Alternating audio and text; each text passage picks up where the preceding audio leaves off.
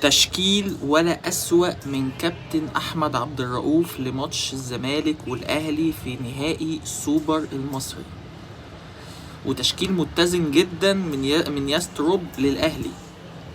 تشكيل للأهلي العادي اللي لعب بيه ماتش السيراميكا اللي فات: محمد الشناوي، ياسر إبراهيم، ياسين مرعي، محمد هاني، أحمد نبيل كوكا، واليو ديانج ومروان عطية وتريزيجيه، أشرف بن شرقي، زيزو، جراديشار. تشكيل منطقي وعقلاني. تشكيل الزمالك فيه عك وربنا يستر، يمكن العك ده هو اللي يفك الدنيا، مش عارف. تشكيل الزمالك: محمد عواد والونش ومحمد اسماعيل، عمر جابر، احمد فتوح. كل ده كلام منطقي في خط الدفاع. اللي مش منطقي اللي جاي بقى، سيف جعفر، محمد شحاتة، عبد الله السعيد، ناصر ماهر، شيكو بنزا، عمرو ناصر. انا مش عارف ليه اصرار كابتن احمد عبد الرؤوف على عمرو ناصر. هل عمرو ناصر ده يعني من الناس اللي شركة في الارض في النادي ولا ايه؟ مش عارف. عمرو ناصر تاني ماتش اساسي. عمرو ناصر يا جماعة كل الفرص اللي نزل خدها، ما عملش اي حاجة تقول اي امارة، ما اداش باي 3 جنيه. طيب ايه اللي هيحصل؟ انا مش عارف لحد دلوقتي ايه المنطق في اللي هيحصل. انا بدل ما كنت داخل الماتش وهتفرج عليه وانا متحمس وشايف ان انا ممكن نكسب وفي امل،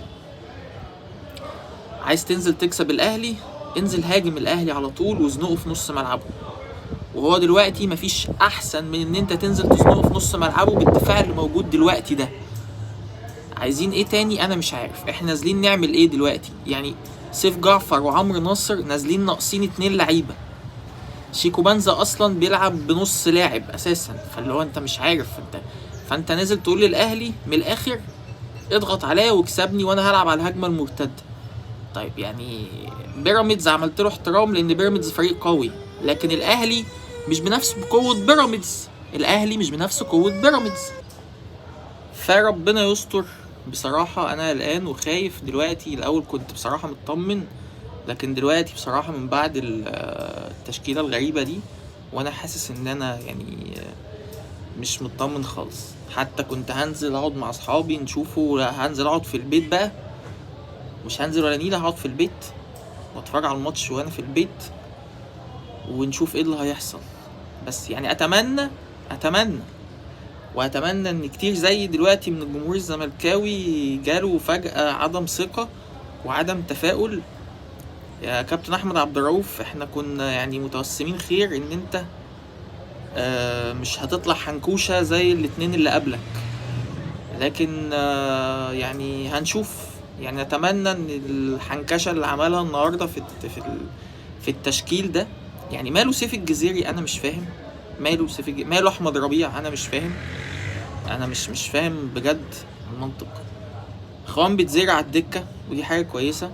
طب محمود بن طايق مصاب، ماشي منطقي، فهتلاعب شيكو بنزا. لكن انت يعني احمد ربيع ماله؟ احمد ربيع احتياطي، سيف الجزيري احتياطي. يعني سيف الجزيري ما بيلعبش اي ماتش عدل في الدنيا غير ماتش الاهلي اصلا، واحمد ربيع كان كويس جدا الماتش اللي فات. فيعني سيف جعفر اصلا هي صفقة من الصفقات اللي عملها المجلس ده مش مفهومة لحد دلوقتي. هو اللاعب ده رجع ليه اصلا؟ يعني اللاعب ده رجع ليه؟ هو اللي كان وحيد اللي بيعرف يشغله كان جيزفالدو فيرا، وجيزفالدو فيرا يشغل اي حد يا جماعة، بيعرف يشغل اي حد. لكن انتوا لسه مش بنفس العقلية يعني. ما لعبش ولا ماتش اساسي سيف جعفر. حاجة لعبوا الاهلي والاهلي نازل بكامل قوته. يعني الاهلي نازل بكامل قوته، عايز يكسبك هيكسبك، هيبقى عايز يكسبك. فانا بصراحة بجد يعني الموضوع مضايقني. ربنا يستر. تشكيلة بصراحة ربنا يستر. نازل ناقص 2 لعيبة او 3 لعيبة تقريبا، يعني مفيش، مش كامل. يعني انت حتى احمد ربيع وسيف الجزيري هيظبطوا الدنيا معاك شوية. بن طايق متصاب ماشي غصب عنك، لكن الباقي انا مش متفائل. يعني يا جماعة توقعوا والله عايزين تشتركوا في القناه اشتركوا، وعايزين تعملوا لايك اعملوا لايك. يلا سلام.